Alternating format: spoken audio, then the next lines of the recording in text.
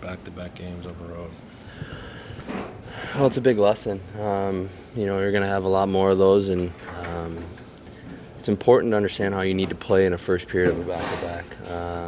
I think if you look at the flip side of it, the way Detroit played, when you get a team on a back-to-back, you got to be on your toes right from the start. And on our side of it, you have to, to me, you have to work extremely hard.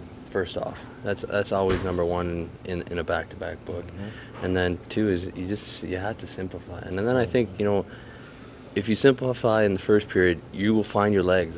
I've found through my experience in the back-to-backs is the game will kind of come to you. I was actually just talking to Richie about it. If you execute and you're smart in the first, the game will come to you in the second and the third. And I think we did a very, very poor job of game management in the first period on a back-to-back.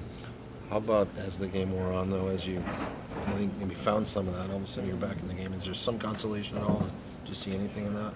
Yeah, I mean, there's a pushback, and that's always important. And, but we've been talking about this for a long time. Our group is resilient. I've been around 7 years in New York, and this group has got that resiliency that you need.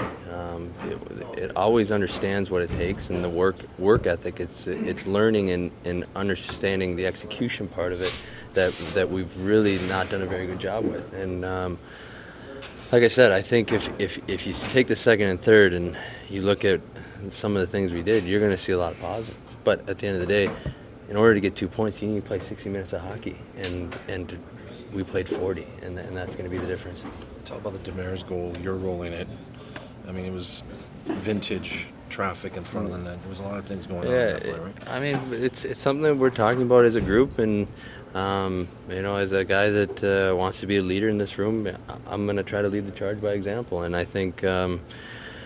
It's a simple thing. It's something that isn't easy to do. You got to work hard to get to the front of the net, and I've always been told by my dad, good things happen when you get there. It seems that whenever you go to the front of the net, something good happens. What do you think of the way Wedgwood has played in these first two games back-to-back nights?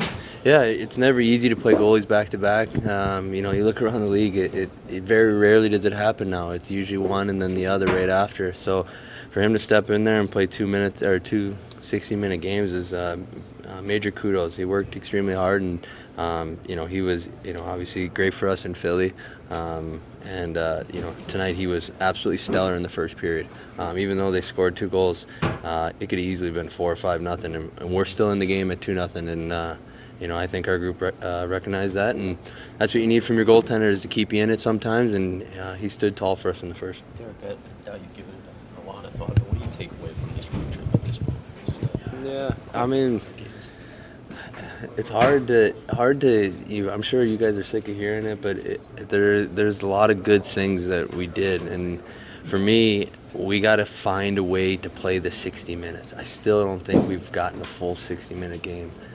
Even in Philly, probably one of our best games, if not the best game. We played 57, 58, and so we just got to keep pushing to find the 60 minutes. And, I'm a firm believer in staying positive. That's the way I roll. I'm a positive guy, and I got nothing but positive things to take out each night. And we still got to push for that 60. That's the biggest glaring hole for me is in order to win, it's not easy to win in this league. You have to play 60 full minutes, and you can't have any mental lapse. You got to be sharp for 60 minutes. Otherwise, as our record shows, you won't be able to win many hockey games.